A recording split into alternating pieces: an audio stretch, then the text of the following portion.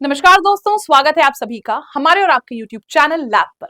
आज का ये वीडियो होने वाला है एसएससी सीजीएल 2026 के एस्पिरेंट्स के लिए बहुत ज्यादा इंपॉर्टेंट, क्योंकि आपके एग्जाम में जब से नोटिफिकेशन आई है तब से एक बहुत ही ज्यादा अफरा तफरी का माहौल मच चुका है स्टूडेंट्स में कि कैसे हम लोग टाइम मैनेज करें, कैसे हम लोग इतने कम टाइम में सारे क्वेश्चंस को अटेम्प्ट करें और उसमें भी एक्यूरेसी हम अपनी अच्छी रखें। तो ये एक बहुत बड़ा पेन पॉइंट हो चुका है सेक्शनल टाइमर। अब इस सेक्शनल टाइमर को ध्यान में रखते हुए हमारा टारगेट सिर्फ इतना रहेगा कि वो टॉपिक्स ही पढ़ें जो एग्जाम में पूछे जाते हैं, यानी कि हमें टॉपिक वाइज वेटेज पता होना चाहिए, कौन सा टॉपिक कितना इंपॉर्टेंट है, एंड ऑब्वियसली उसके बाद हम अपनी उन टॉपिक्स में स्पीड अच्छी करें। तो चलिए बात करते हैं हम अपने आज के इस वीडियो में रीजनिंग के टॉपिक वाइज वेटेज की, जो आपके एसएससी सीजीएल 2026 के लिए काफी ज्यादा इंपॉर्टेंट है। इस वीडियो को एंड तक जरूर देखिएगा, क्योंकि हो सकता है आपके लिए इस वीडियो में कुछ ऐसा हो जिससे आप सच में 25 के 25 सवाल सही करके आओ रीजनिंग के, वो भी 15 मिनट के अंदर। क्योंकि ये जो आज का हमारा वीडियो है, ये पूरा का पूरा कंटेंट जो यहाँ पे आज मैंने रखा है, it is completely derived out from the questions that were asked in SSC CGL 2025। तो हर क्वेश्चन को एनालाइज करके उसका वेटेज निकाला गया है। So let's quickly get started.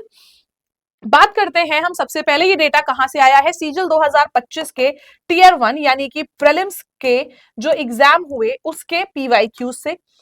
तो 45 शिफ्ट टोटल एनालाइज करी गई और हर एक शिफ्ट को, मतलब जितनी भी शिफ्ट हमारी 12 सितंबर से 26 सितंबर 2023 तक हुई, 3 शिफ्ट्स हुई पर डे, तो टोटल मिला के हमारे पास 45 शिफ्ट्स आई हैं, जिसमें हम लोगों ने 550 के करीब क्वेश्चंस एनालाइज किए हैं और आप लोगों के लिए हर एक क्वेश्चन को रिव्यू किया है। अब हर एक क्वेश्चन को रिव्यू करने के बाद हमने ये डेटा निकाला है, सॉरी, ये हमारा पूरा वेटेज है एक नजर में जो हमें देखना है। सबसे पहले हम बात करते हैं उन टॉपिक्स की जो मस्ट डू है। सबसे पहले रीजनिंग की तैयारी करने में भी हम इन टॉपिक्स से पढ़ना शुरू करेंगे, एग्जाम में भी हम इन टॉपिक्स को सबसे पहले, एग्जाम से पहले भी इन टॉपिक्स को सबसे पहले प्रैक्टिस करेंगे, और एग्जाम में भी हमारा टारगेट रहेगा कि इन टॉपिक्स के क्वेश्चन बिल्कुल भी ना छोड़ के आए, क्योंकि ये कुछ ऐसे टॉपिक्स हैं जिनका वेटेज आपके एग्जाम में सबसे ज्यादा है।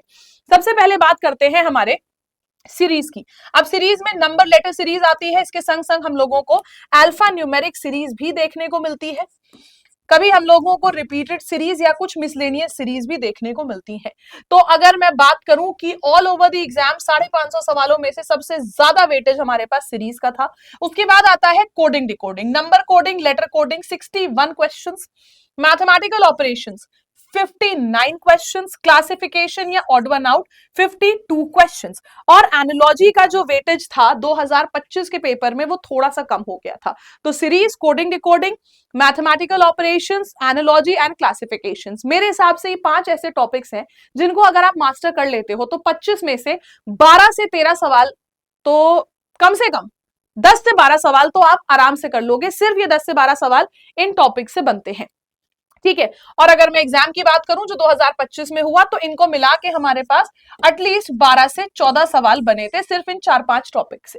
तो ये टॉपिक्स हमारे पास मस्ट मास्टर वाले टॉपिक्स हैं, कि टॉप 4 टॉपिक्स हैं जिनसे 58% पेपर बनता है। फिर उसके बाद आते हैं नेक्स्ट हाई वैल्यू टॉपिक्स। इसके बाद के जो 5 टॉपिक्स हैं वो हाई वैल्यू टॉपिक्स हैं जिनसे क्वेश्चन जरूर पूछा जाता है, हर बार पूछा जाएगा, लेकिन उनके नंबर ऑफ क्वेश्चंस इस टॉपिक से जो पूछे जा रहे हैं वो कंपैरेटिवली कम होते हैं। जैसे blood relation, statement conclusion, address या डेटा वेरिफिकेशन, ये न्यू पैटर्न के क्वेश्चन है जो एग्जाम में पिछली बार पूछे गए थे।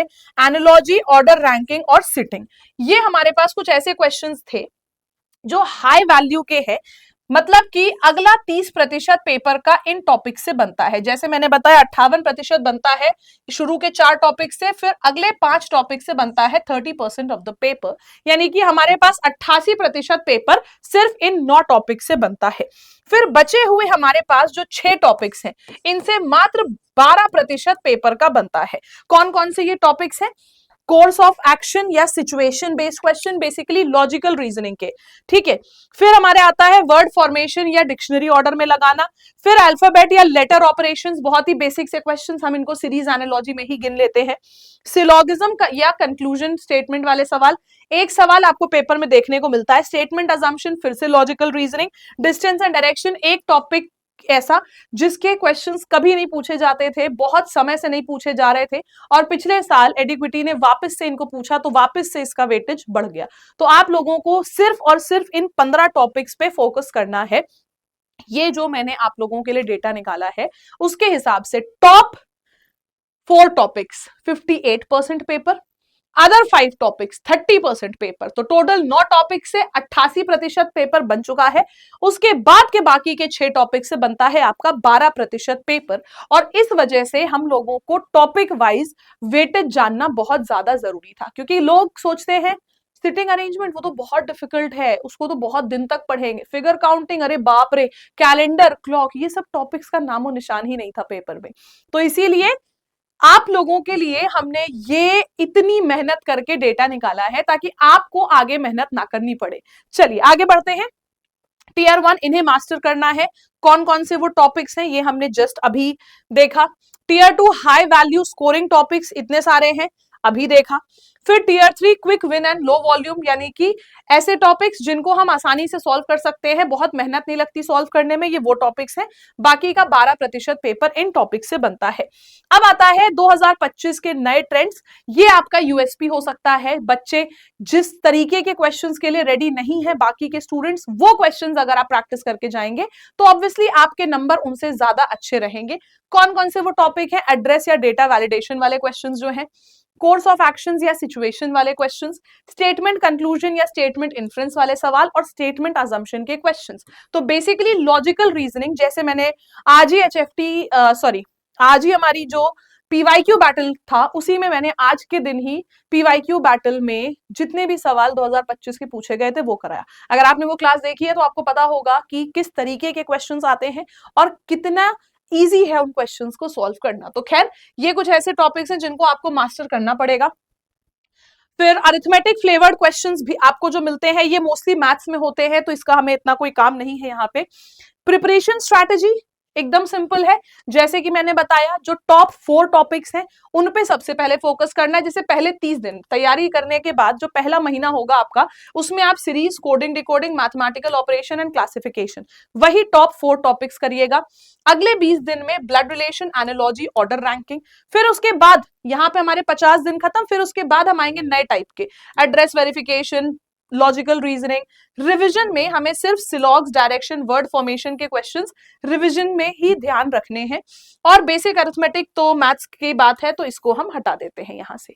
तो इस तरीके से इस कोर्स, ये अगर आप कोर्स ऑफ एक्शन फॉलो करते हैं तो आपका जो अपर हैंड एक हो जाएगा बाकी स्टूडेंट से, कि हाँ बाकी स्टूडेंट्स ऐसे हैं जो 30 के 30, 35 के 35 टॉपिक्स पढ़े जा रहे हैं, और आपको मालूम है कि 30-35 टॉपिक पढ़ के सिर्फ टाइम वेस्ट होगा। आप जानते हो कि फिगर के क्वेश्चंस नहीं पूछे गए, तो फिगर के क्वेश्चंस में 3-3, 4-4 दिन क्यों लगाना? आप जानते हैं कि हमसे क्लॉक कैलेंडर नहीं पूछा गया, तो 4-4, 5-5 घंटे की क्लासेस क्यों अटेंड करना? This is why it is important कि आप बहुत ध्यान से एनालाइज करो पहले कि क्या ट्रेंड फॉलो हो रहा है, और आपको वो मेहनत ना करनी पड़े, इसीलिए वो मेहनत हमने कर ली, इसीलिए वो मेहनत करके हमने आपको वो डेटा दे दिया। अगर ये डेटा पसंद आया है तो चैनल को सब्सक्राइब कर लेना, और इसी तरीके की और वीडियोस के लिए आज ही तुरंत के तुरंत फॉलो करना शुरू कर देना। लाइक बटन पे क्लिक जरूर करना और अपने सभी फ्रेंड्स के संग शेयर करना जो एसएससी सीजीएल 2026 की तैयारी कर रहे हैं। मुलाकात करते हैं अगले वीडियो में, तब तक के लिए bye bye everyone, take care, जय हिंद, जय भारत।